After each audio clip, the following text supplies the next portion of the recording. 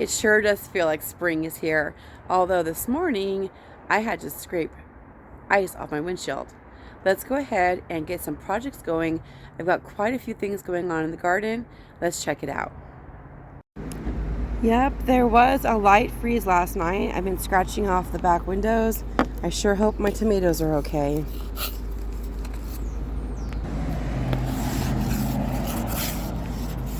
It seems like it was a really light freeze. You can see this. So I'm hopeful. I'm hopeful.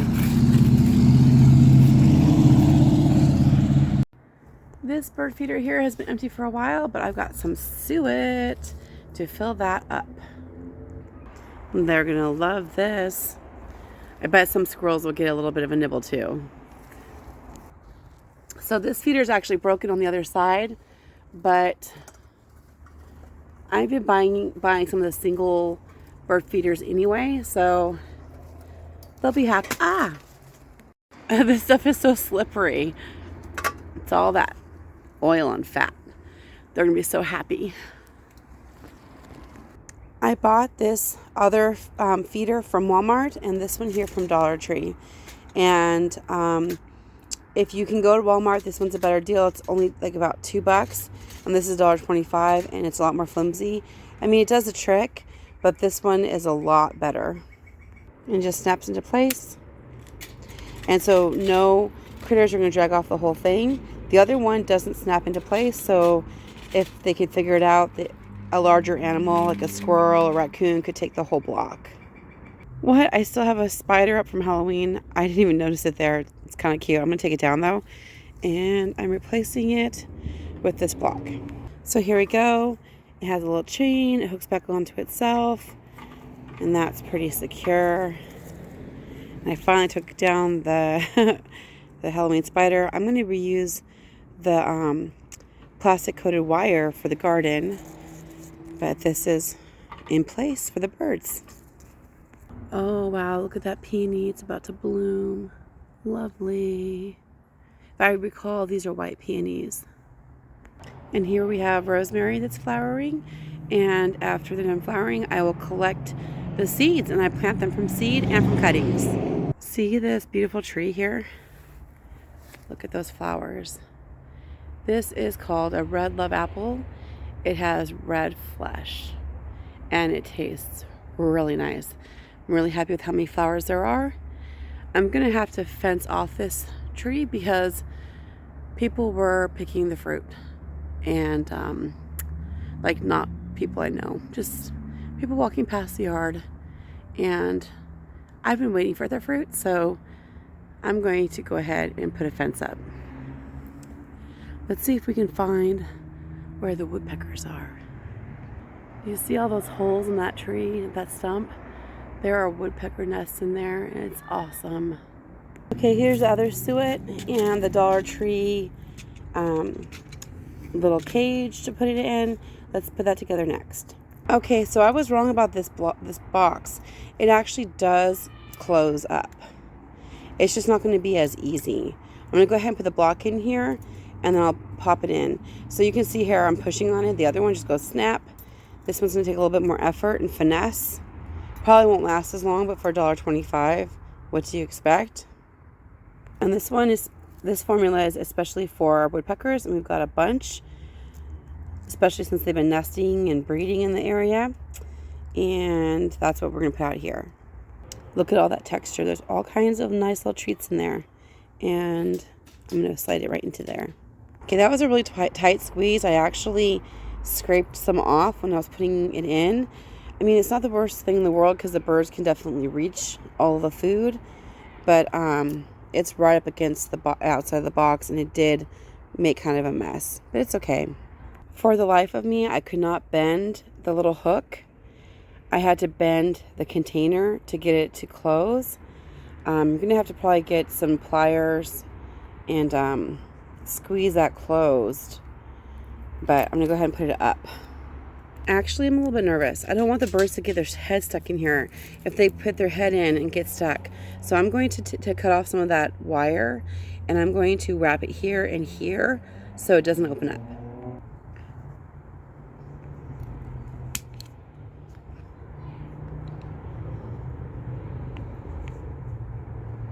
It's not as easy as it looks, you guys. There we go. So now I've got 2 small pieces that I'm going to go ahead and wrap to keep it closed on those 2 pieces right here, so I don't have a bird get its little head stuck inside the cage. All right, now it looks like it's got a little weird antenna. And I'm gonna go ahead and put this up on the fence line. Okay, I'm gonna go ahead and put it right here on the cattle panel fence. I looped it around kind of funny so that it won't go anywhere, and so it's up a little bit higher. So it works. So you can get $1.25 for one of these. I prefer the one from Walmart for $2, but it works. All right, I'm going to be transplanting all these little spider babies. The airplane plant or the spider plant gives off all these little babies. I'm going to go ahead and pop them up in their own little containers, which I got from the Dollar Tree. I got this tray for free, and I ended up having to open up 2 packages of these because I only got 12 for $1, and there's 15 holes. So I'm going to go ahead and put soil in here and then transplant those spider plants, and I'm going to be trying to sell them at an event, so we'll see how that goes. And look here, the tomatoes did make it. Even though it frosted this morning, they look totally healthy. I'm so happy about that. What a relief.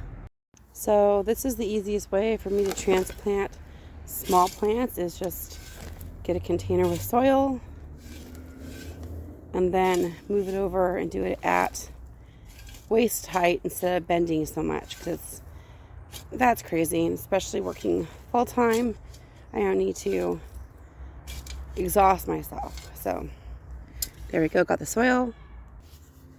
I could certainly do this with a smaller shovel, but whatever I spill, I'll just sweep up or sweep into the garden. No biggie. This makes it so much easier. Kind of pre-fill each of these little pots.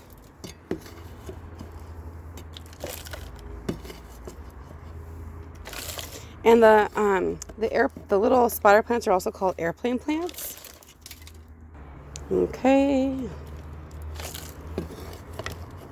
What's making a YouTube video without a little bit of kids yelling in the background? Where's my stuff? Right? Oh goodness, it's been a long week. Lots of meetings. Lots and lots of meetings. I don't mind like 1 a day, but like when you have like 4 in a day, that's just makes me tired. But it's so rejuvenating to get out here in the garden. And as I'm losing weight with my garden / dirty keto diet, I'm feeling a lot more energized than normal. So I'm going to push these down. Seems kind of fluffy. I can probably get some more soil in here. Okay, these are set up, and now I'm going to go ahead and start putting the plants in. So first I'm going to pull off any dead leaves, and I'm not going to plant it deep. I just want to make sure it gets nestled in nice and firm. I decided I'm going to fill these up more because I'd rather make a little hole and then having to try to backfill around them. I might end up planting too high up the leaves, and I don't want to harm them. Some plants can tolerate that, but some can't. And these generally just plant themselves. If you get a little tiny hole and just kind of press it in around it, pinch it in so it doesn't go anywhere. And it should send down its own roots. And you'll know it's ready when if you tug on it, it feels like it's got a little bit of a give, like a little bit of a, like you're tugging it and it's like got a little bit of resistance. Look, there's a hummingbird over there. Oh, it flew away. But there's also a bee right here too. Where'd you go? So much life. There are hummingbirds zipping past me, all kinds of birds. It's so amazing. It's quite an experience. When you get your food forest going, you're inviting all the life to come and visit you. It's just amazing. It's better than a zoo where animals are locked up. Seeing this in person is just incredible. This one looks like a tangled mess, so I'm going to remove some of these leaves that are trying to grow downwards. That's a lot better. Yeah, that's a lot better. I had some leaves that were growing downwards, so I had to remove those.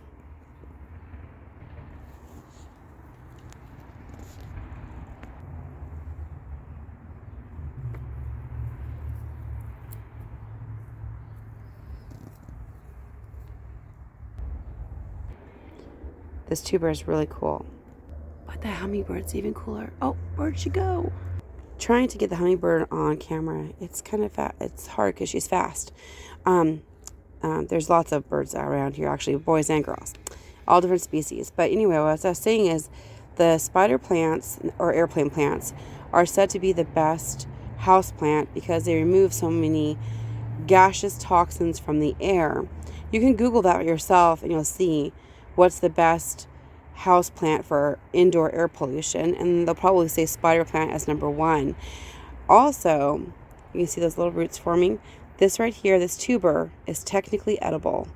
I've never eaten it myself, and you should do your own research, but I think that's pretty cool. So this is going to get planted, and it will produce, these get much larger, and if you have lots of them growing in the pot, it can actually make the pot look kind of wonky. It'll kind of like expand. And those are technically edible. Now, if this is stagnant and full of bacteria and stuff, of course, that would make it inedible. But given, the right circumstances, like if you're growing potatoes or radishes or other root crops, if that soil is good for them, then I would imagine it would be good for the plants too. So you don't want to use anything toxic on your plants in case you ever have to eat famine food, like the spider plant's little tubers. Hello, beautiful. Right here you can actually see that they produce flowers, and this is forming where the flowers were. They don't have to have flowers in order to make new plants, but this actually produced new plants on the runners, but also it produced seeds. I have collected seeds before. I never got around to planting them, but that would be a good idea to try to get some genetic diversity. You can plant those little tiny seeds. I haven't done it myself, but I would hope that they'd be viable. It'd be really cool to try that out. So this is going to get planted in here too. Okay, so I've got the whole tray done here. There are 15 plants. Some of them are variegated and some of them are green, not variegated. And interesting enough, they all came from the same plants, but some are variegated and some aren't. So some of them did grow from seed, and I'm going to think that those are probably the green ones, and the ones that are clone cuttings are clones, not cuttings. These clones are variegated, but their babies are coming out not variegated. So aren't those pretty? So those are going to find new homes soon. I got a whole nother tray ready to go, and I do have some more spider plants, but I have some mother of thousands as well. There she is again.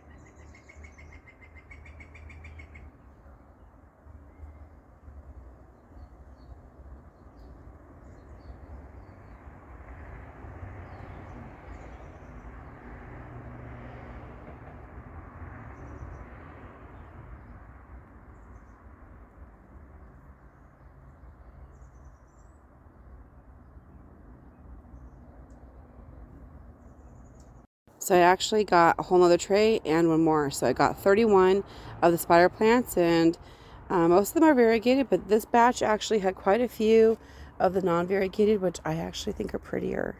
What would you vote for? Do you think the variegated are prettier, or do you think the non-variegated are prettier? I don't know. I think the green looks beautiful. People tend to pay more for variegated plants, but I think that's really gorgeous. What do you think? Comment below. Here are some of the plants I have ready for the plant sale. So I have some sage. These right here are mother of thousands. I'm going to do a bunch more. I'll probably do another video on that to show you how cool those plants are. But these are plantlets that have grown up a lot in size. In a couple of months, they'll start to have little baby plantlets on the leaf margins. I'm going to make a whole new video about the mother of thousands. They're really cool. So there's some more sage. We've got lots of spider plants. More of the mother of thousands. A non-variegated spider plants. Down here I have a peace lily. I decided to reuse a bunch of my creamer containers. I use them in my classroom to water plants. I like set them out like this and let the chemicals dissipate. And I've collected a lot of them, so I put cuttings in these of all different kinds of house plants. Like this is a polka dot begonia. I've got all kinds of other cuttings, and I've got some little cups with water. Some of them I'm using the Timu little vases, the tiny vases. And so if people wanted to get just like one cutting, they can take one of those, or they can get a whole cup of cuttings. And I've got some of these basket plants. The basket plants are really nice. You can use them to make a medicinal poultice that's supposed to help with arthritis. They're from like Mexico and southern part of North America and central northern part of South America. But then I also have this Cuban oregano, but it's also called the Vicks plant. It smells really good. It's succulent. All kinds of cuttings here. I have a cutting of jade in here somewhere too. But those are going to go find new homes. I still have a bunch of very larger sized spider plants to repot for that as well. I'm not sure what I'm going to charge for these. What do you think I should charge? This is a basket plant. Then I've got Zebrinas. Zebrina's beautiful. It has sparkly silver variegation, and there's green and purple, and on the undersides is this beautiful, like, I don't know, call that magenta? I don't know. It's like a purple. Beautiful. Yeah, so beautiful plants here. These are all going to find new homes. I'm constantly taking cuttings to propagate plants because it's so much fun. I get so excited, and you can see tons of roots down there. Lots of plants can do this. If you have house plants, you can propagate plants and give them to your friends, neighbors, family members. They make great gifts. I love it. So on another video coming soon, I will be featuring the mother of thousands. They have the beautiful little baby plants, and I will show you those images, but you have to hit the bell notification so that you'll see those videos in the future. And there's all kinds of really cool information. I'll tell you where they're from. Kids would love them, but you have to make sure that they are toxic, so keep them away from children who might eat them and pets. But they are a great novelty plant to have as a house plant. Now these are all house plants I've been talking about today. This video, except for the sage, right? And I have a bunch of other plants I'm going to be including in that plant thing I'm doing 2 plant things. One is an event, and one of them is like a yard sale. So we'll see how this goes. And I'm trying to earn back a little bit of money because I've spent a pretty penny over the years on my plants, so trying to recoup a little bit of that and also rehome these plants because I clearly don't have enough space for all of them. Here are some of the other plants I'm doing. So I've got the hens and chicks, right? I've got rose campion, oregano, ruda or rue. So, and these are sunchokes. They are the Jerusalem artichokes, and they are sprouting. So I got quite a bit. The ones that look like they're empty actually have sunchokes in them. So I have sunchokes, rose campion, hens and chicks.